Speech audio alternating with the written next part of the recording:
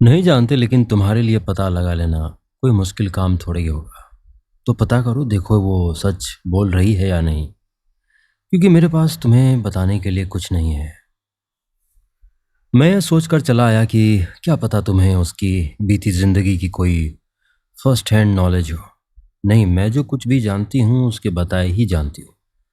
इसीलिए अंधेरे में रहकर काम करने की कोई ज़रूरत नहीं है। तुम्हारे मन में शक पैदा हो गया है तो केस पर आगे बढ़ने से पहले उस शक को दूर करो, क्योंकि तुम्हें कुछ हो गया तो नुकसान मेरा भी होगा। इतना बढ़िया डिटेक्टिव और कौन है दिल्ली में जिसे मैं हायर कर पाऊँ? मतलब, मैं वर्तिका की जांच पड़ताल करूं तो तुम्हें कोई शिकायत नहीं होगी। नहीं भाई, क्यों होगी? अगर उसने कोई योजना बना रखी है तो क्या मैं उस योजना में शामिल हूँ? अगर नहीं हूँ तो मेरे पेट में मरोड़ क्यों उठने लगी? और 100 बातों की एक बात यह है कि तुम मुझसे पूछकर काम नहीं करते। Thank you. मैं कोशिश करके देखता हूँ। ये बताओ कि क्या तुम किसी अवंतिका को जानती हो? अवंतिका सरदाना। सरनेम मुझे नहीं पता, लेकिन उसका जिक्र वर्तिका ने ही किया था। कहकर पूरी बात उसे बता दी। उसके बाप को जानती थी? कैसे? बड़ा लॉयर था अभिजीत सरदाना।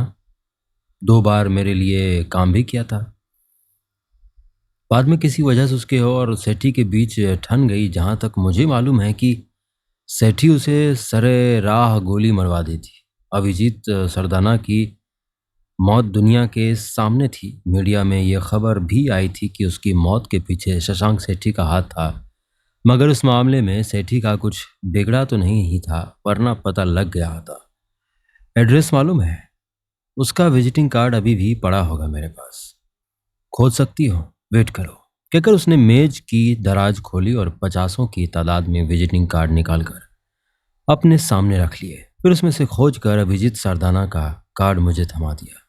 उस पर लिखा था दयानंद कॉलोनी का ही था, जैसा कि वर्तिका ने मुझे बताया था। इसीलिए ये सोचने की कोई तुक नहीं बनती थी कि हम दोनों अलग अलग लोगों के बारे में बात कर रहे थे, या ये कि आजकल अवंतिका सरदाना कहीं और रह रही थी। थैंक यू, अब चलता हूं मैं। वर्तिका की समस्या जेनुइन निकल आए। भले ही तुम्हारी निगाहों में उसका डरना सही ना हो, तो उसके केस पर काम करना विक्रांत, क्योंकि वो लड़की मुझे बहुत पसंद है। एक लड़की जब दूसरी लड़की को पसंद करती है मैडम, तो आज के वक्त में उसका कुछ और ही मतलब निकाल लिया जाता है। तो क्या मैं ये समझूं कि तुम पिट कर जाना चाहते हो मेरे हाथों से? अरे नहीं नहीं। तो फिर बेहुदा बातें मत करो। नहीं करता, कहकर मैं उठ खड़ा हुआ। और अपना ख्याल रखना, क्योंकि अभी अभी तुम जो अंदेशा जता कर हटे हो, उसके बाद तुम्हें कुछ हो गया तो मैं जीवन भर यही सोचकर पछताती रहूंगी कि मैंने वर्तिका को तुम्हारे पास भेजा ही क्यों। जवाब में मैंने हौले से सहमति में सिर हिलाया और वहां से निकल गया। बाहर अपनी बलेनो में बैठकर मैंने वर्तिका से हासिल अवंतिका सरदाना के नंबर पर कॉल लगाया। कई बार बेल बजाने के बाद एक सुरीला नारी स्वर में कानों में पड़ा, हेलो, अवंतिका, अवंतिका सरदाना, आप कौन? गोखले, विक्रांत गोखले।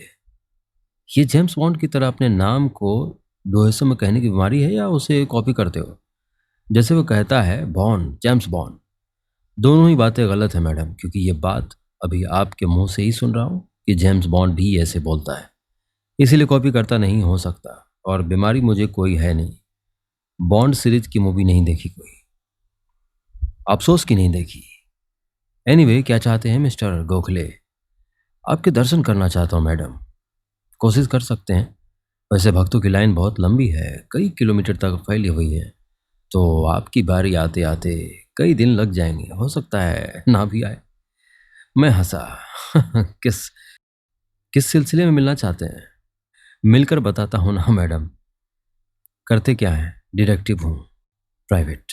इंडिया के डिटेक्टिव प्राइवेट ही होते हैं गोखले साहब। मेरा ज्ञान बढ़ाने के लिए थैंक यू मैडम। तो आ जाऊं? चाय कैसी बनाते हैं आप? क्यों पूछ रही हैं? मेरी मैड आज छुट्टी पर है। डोंट वरी, मैं चाय की फरमाइश नहीं करूंगा। मैं अपनी बात कर रही हूँ भाई। ओह, फिर तो समझ लीजिए अच्छी ही बनाता हूँ। बढ़िया, आ जाइए। एड्रेस मालूम है? अगर आप दयानंद कॉलोनी वाले पुराने पते पर रहती हैं तो हाँ मालूम है मुझे। वहीं रहते हूँ, आ जाइए। कहकर उसने कॉल डिस्कनेक्ट कर दी।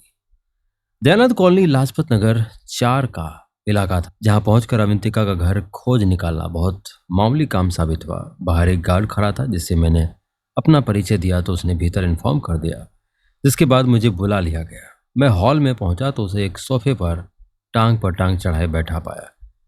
खूबसूरत तो बहुत थी, पहनावा भी मॉडर्न था, मगर खास बात यह थी कि उसका लुक बहुत ही ज्यादा सेक्सी था।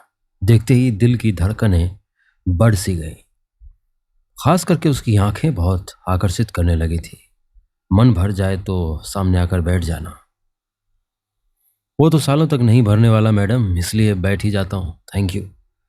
तो आपके पास एक ऐसा केस है जिसमें मेरा कोई लिंक निकल आया है ना? कैसे जाना? नहीं होता तो आप यहाँ क्यों होते विक्रांत? हाँ, ये भी सही कहा। तो शुरू कीजिए, या पहले कोई फॉर्मेलिटी पूरा करना चाहते हैं तो कर सकते हैं। मैं समझा नहीं। वो स्टेज पर खड़े होकर लोग कहते हैं ना कि मैं यहाँ मौजूद सभी आदरणीय जनों को नमस्कार करता हूँ, आप सभी के आगमन के लिए धन्यवाद देता हूँ, वगैरह वगैरह। मैं बड़े ही शिष्ट भाव से हंसा। अब बताइए क्या बात है? वैसे मेरे पास वक्त की कोई कमी नहीं है, इसलिए आप अगर जाया करना चाहते हो तो कर सकते हैं, बशर्ते कि मेरी तरह आप भी निठल्ले हों। हाल तो इधर भी कुछ वैसा ही है मैडम, लेकिन फिर भी मैं कोशिश करूंगा। कैसी कोशिश? 2-4 दिनों में अपनी बात खत्म करने की। अब हंसने की बारी उसकी थी। उसने जोर का ठहाका लगा दिया। शशांक सेठी, मैं बोला, उसने भेजा है आपको? वो सीधी होकर बैठ गई। नहीं, मेरे केस का ताल्लुक उससे है, और किसी ने बताया है कि आप उसे अपने पिता के कत्ल के मामले में सजा दिलवाना चाहती हैं। जिसे सुनकर मुझे लगा कि आपको उसके बारे में बहुत कुछ पता हो सकता है। लगा तो एकदम सही है आपको, लेकिन आपका सेठी से क्या लेना देना? मेरी क्लाइंट का है, जिसे वो ब्लैकमेल करने की कोशिश कर रहा है। हाँ, आप मजाक कर रहे हैं? नहीं, आपको ऐसा क्यों लगा? किसी को ब्लैकमेल करना सेठी का स्टाइल नहीं है गोखले साहब। उसने किसी से कुछ कराना हो तो उसकी कनपट्टी पर गन रखकर अपना काम पूरा करवा लेता है। ना मानने पर लाश भी गिरा देता है। वैसे लोग किसी को ब्लैकमेल नहीं किया करते। वो एकदम मेरे मन की बात कह रही थी। बाय द वे, क्लाइंट कौन है आपका? एक लड़की है जिसके साथ सेठी के पुराने रिलेशन थे। अब वो शादी करना चाहती है तो सेठी अड़ंगा डाल रहा है। कहता है अगर उसने शादी के बारे में सोचा भी तो उसकी और उसके मंगेतर की लाश गिरा देगा। तो जाकर मेरी तरफ से अपने क्लाइंट को एक सलाह दीजिए। क्या? यही कि वो शादी का इरादा छोड़ दे। सेठी जैसे आदमी से रिलेशन बनाकर एक गलती वो पहले ही कर चुकी है, अब दूसरी ना करे, वरना खामियाजा सिर्फ वही नहीं भुगतेगी, उसके आसपास जो कोई भी होगा मारा जाएगा। इतना खतरनाक है वो? है तो सही। फिर भी आप उसके खिलाफ हैं? हाँ हूँ, क्योंकि मेरे पास खोने के लिए कुछ नहीं है विक्रांत, और जिसके पास कुछ ना हो उससे कुछ छीना भी नहीं जा सकता, चाहे सामने वाला कितना ही ताकतवर क्यों ना हो। आपकी जान नहीं ले सकता वो? ले सकता है। वो तो उसके लिए चुटकी बजाने जितना आसान काम है। तो फिर जिंदा क्यों छोड़ रखा है आपको? इसलिए क्योंकि मैंने कभी उसका ईगो हर्ट किया था। उसकी निगाहों में उसे चैलेंज किया था, जबकि मेरी निगाहों में वो मेरी एक शानदार चाल थी, जिसके जरिए मैंने मौत को खुद से दूर कर दिया था। हुआ क्या था? पापा के कत्ल के बाद मैं एक बार उससे जाकर मिली और उसके माथे पर गन टिका दिया। तब वो अकेला नहीं था, उसके दो खास आदमी इलियास और अक्रांत उसके साथ थे, और तीनों हथियार बंद थे।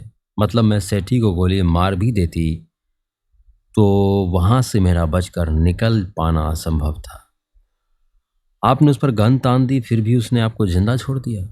हाँ, क्योंकि असल में वो मेरी चाल में फंस गया था।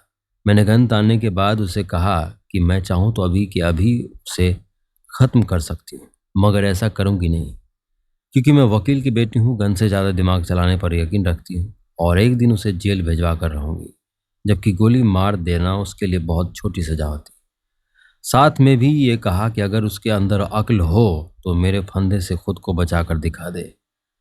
बस वो फंस गया मेरे जाल में। बस उसी वक्त कह दिया कि उसे मेरा चैलेंज मंजूर था, क्योंकि वो देखना चाहता है कि मैं उसे जेल भिजवाने में कैसे कामयाब हो पाती हूँ। कमाल की चाल थी, बेशक थी, तो आपने उसे कानूनी चक्करों में फंसाने की कोई कोशिश की? नहीं, क्योंकि वैसा करने का मेरा कभी इरादा था ही नहीं। तो और क्या चाहती हैं? जो चाहती हूँ वो बहुत पर्सनल है विक्रांत, और मेरी एक लंबी योजना का हिस्सा है। इसीलिए मैं आपको उस बारे में नहीं बता सकती, लेकिन आप सेठी के बारे में जो कुछ भी जानना चाहते हैं पूछ सकते हैं। Thank you. अभी मेरे पास जो अहम काम है मैडम, वो है कि किसी भी तरह सेठी का मोबाइल हासिल करना, क्योंकि उसमें कुछ ऐसा है जो मेरे क्लाइंट का बहुत बुरा कर सकता है। तो क्या कोई रास्ता सूझता है आपको? जवाब ये सोचकर दीजिएगा कि मैं उस पर हमला नहीं कर सकता, करवा भी नहीं सकता, क्योंकि ना तो कोई उस काम के लिए तैयार होगा, ना ही किसी क्लाइंट के लिए उस हद तक जाने का मेरा कोई इरादा है। फिर तो मुश्किल काम है। मैं आपको कुछ खास जानकारियां देती हूँ, उसके बारे में फिर देखिएगा कि कहीं उसके मोबाइल पर घात लगाना संभव है या नहीं। वैसे मुझे तो नहीं लगता, मेरा मतलब है ताकत दिखाइए बिना तो असंभव ही जान पड़ता है। ठीक है, बताइए। महरौली में उसका एक गोदाम है, जहां वो बस महीने में एक बार जाता है, और हमेशा आखिरी तारीख को ही जाता है। तब कुछ और लोग भी वहां पहुंचे होते हैं। आगे मेरा अंदाजा ये कहता है कि उस रोज वहां ड्रग्स की खरीद फरोख्त चलती है। उसका वैसा ही एक दूसरा गोदाम शादीपुर में है, वहां भी वो महीने में एक बार ही जाता है, मगर हमेशा पहली तारीख को जाता है। समस्या ये है कि उसके दोनों खास आदमी साय की तरह हर वक्त उसके साथ रहते हैं, इसलिए उन दोनों जगहों पर उसका मोबाइल हासिल कर पाना करीब करीब असंभव बात है। और कोई जगह साउथ एक्स में एक रेस्टोरेंट है, जहां वो सप्ताह में एक बार अपनी बीवी के साथ डिनर के लिए जरूर जाता है, और तब तक अंदर बस वो दोनों ही होते हैं, क्योंकि उसके दोनों आदमी बाहर कार में बैठे होते हैं, और बीवी उसकी बहुत सीधी सादी है। मतलब किसी तरह उस दौरान अगर आप सेठी को टेबल से हटने को मजबूर कर दें तो उसके मोबाइल पर घात लगा सकते हैं। ठीक है, कोई तीसरी जगह भी है वो आपकी निगाह में? एमजी रोड थाने का इंचार्ज नवनीत भाटी, वो सेठी का हुक्का भरता है, और उससे खौफ भी बहुत खाता है, मगर है अव्वल दर्जे का लालची आदमी। मतलब बात पैसे की हो तो वो अपने बाप का भी गला काट सकता है। सेठी तो क्या चीज है। अगर आपका क्लाइंट भाटी को कोई मोटी रकम देने की पोजीशन में हो, तो आप शशांक सेठी का मोबाइल उसके जरिए भी हासिल कर सकते हैं, मगर रकम का साइज इतना जरूर होना चाहिए कि वो अपनी जान का रिस्क लेने को तैयार हो जाए। आपके हिसाब से कितना? 15-20 लाख तो यकीनन। वो तो खैर असंभव है मैडम। तो फिर आखिरी जो जगह बचती है जहां उस काम को अंजाम दिया जा सकता है, वो है सेठी का घर। जहां आप अपना कोई आदमी घुसाने में कामयाब हो जाएं तो उसका मोबाइल हासिल कर लेना चुटकी बजाने जैसा आसान काम होगा। आदमी घुसाना भी कहाँ संभव है मैडम? कोई लड़की ढूंढिए, ऐसी लड़की जो सेठी की बीवी से दोस्ती कर सके, फिर उसके घर आना जाना आसान हो जाएगा। और दोस्ती कोई ज़्यादा मुश्किल काम नहीं है, क्योंकि राक्षस की बीवी बहुत ही धार्मिक प्रवृत्ति की है। सप्ताह में एक बार मंदिर जरूर जाती है, और उसकी जिद है कि बिना सिक्योरिटी के जाएगी, इसीलिए उससे वहाँ मुलाकात करना बहुत आसान काम है। तब सेठी भी उसके साथ होता है। ये बढ़िया सवाल सूझा आपको। मेरे ख्याल से आपका काम बन सकता है। कैसे? सेठी हमेशा तो उसके साथ नहीं जाता, लेकिन अक्सर चला जाता है, और जब जाता है तो वो अपना मोबाइल पार्किंग में कार के भीतर छोड़ के जाता है।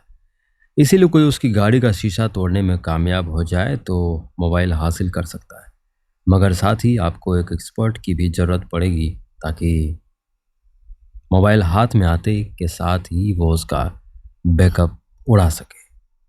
वरना तो जो चीज़ आप उसके मोबाइल से ख़त्म करना चाहते हैं वो उसे फिर से हासिल हो जाएगी।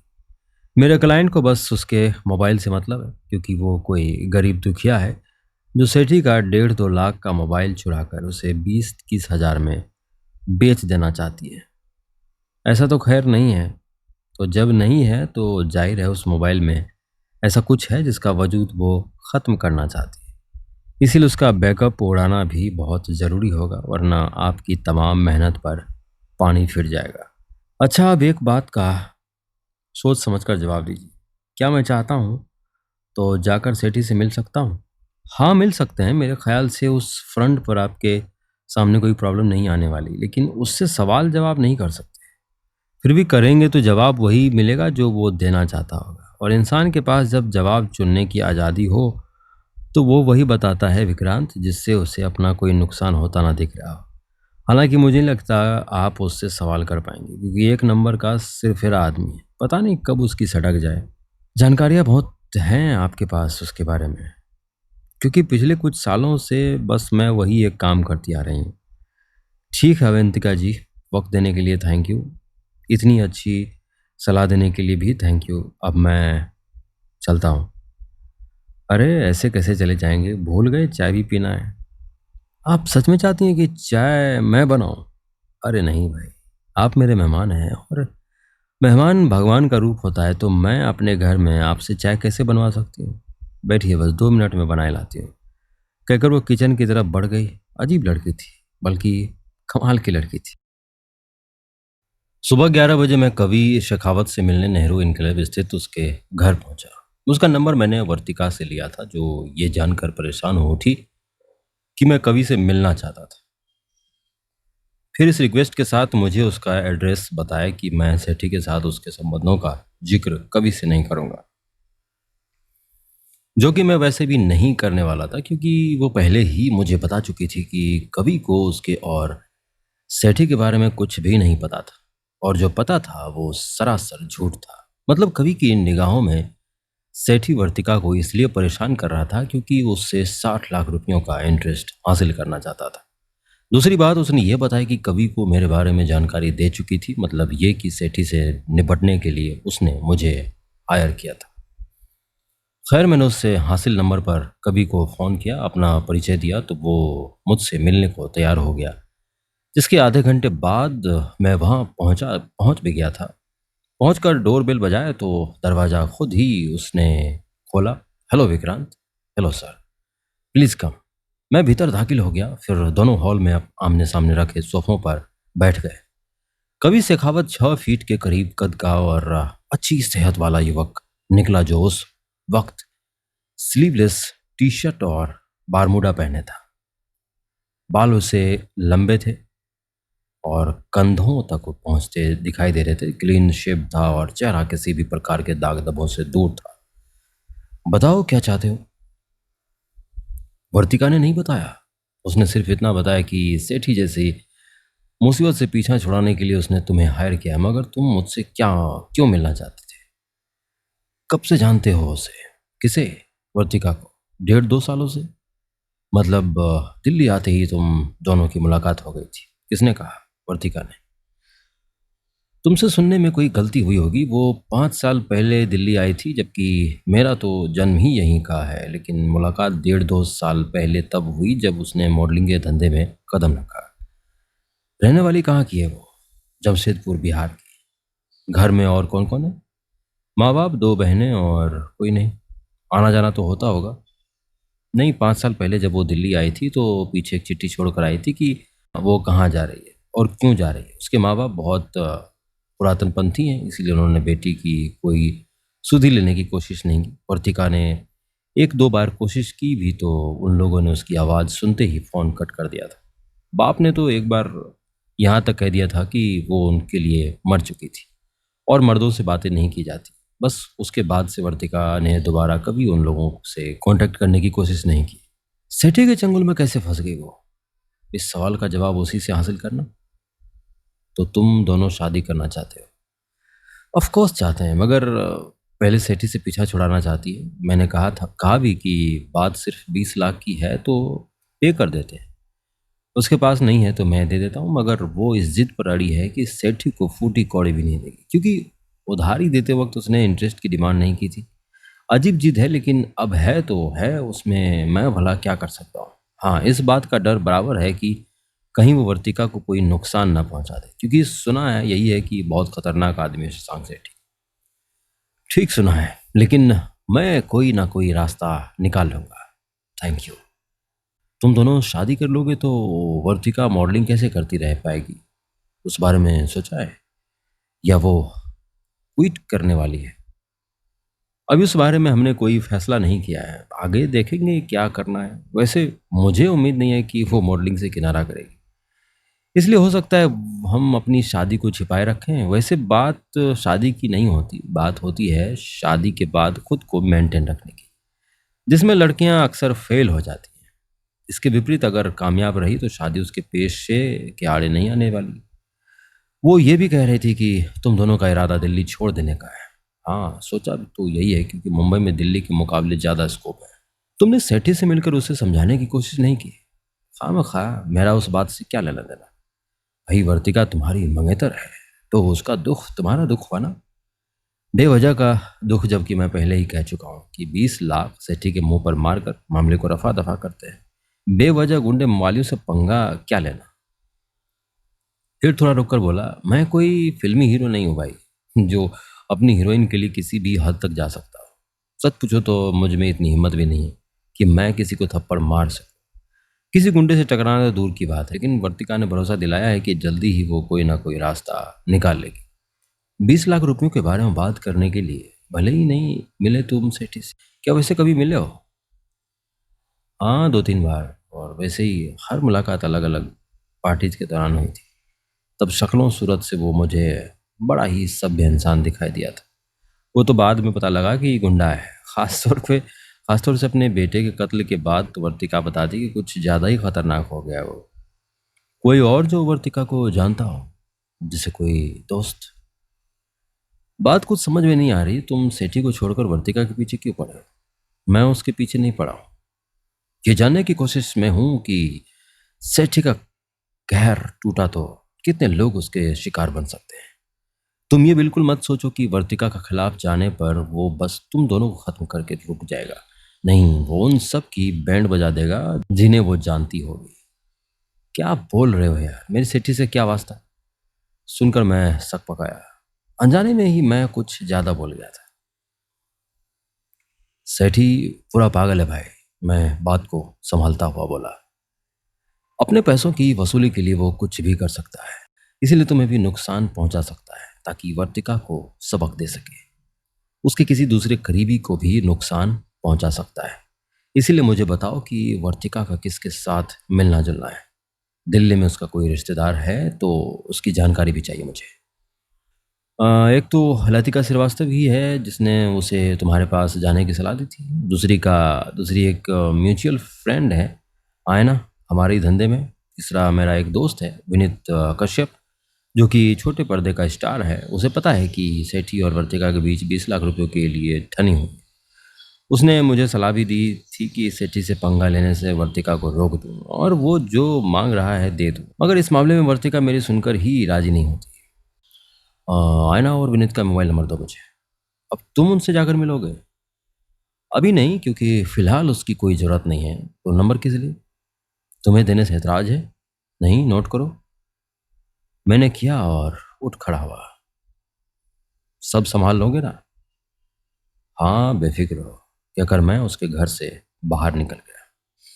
दोपहर 1 बजे के करीब मैं हौज खास पहुंचा और शशांक सेठी के बंगले से थोड़ा आगे जाकर कार रोक दी। फिर नीचे उतरा और पैदल वहां पहुंचा। गेट पर 2 वर्दीधारी गाड़ी खड़े थे जो कि सेठी के गुर्गे नहीं हो सकते थे।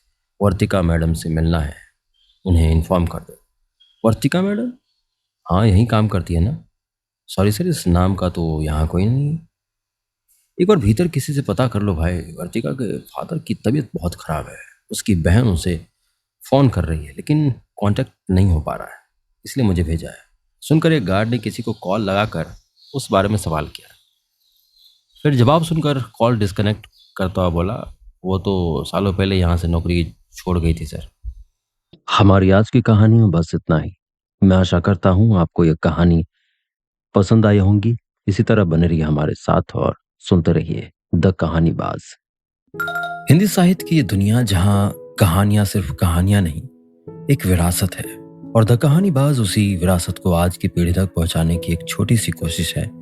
मैं ये सब आपके लिए दिल से करता हूं, लेकिन अगर आप चाहें तो इस सफर में मेरा थोड़ा सा साथ दे सकते हैं। आप स्क्रीन पर दिख रहे क्यूआर कोड को स्कैन करके मुझे छोटा सा डोनेशन भेज सकते हैं। चाहे कि एक कप जितना भी सहयोग मेरे लिए बहुत मायने रखता है।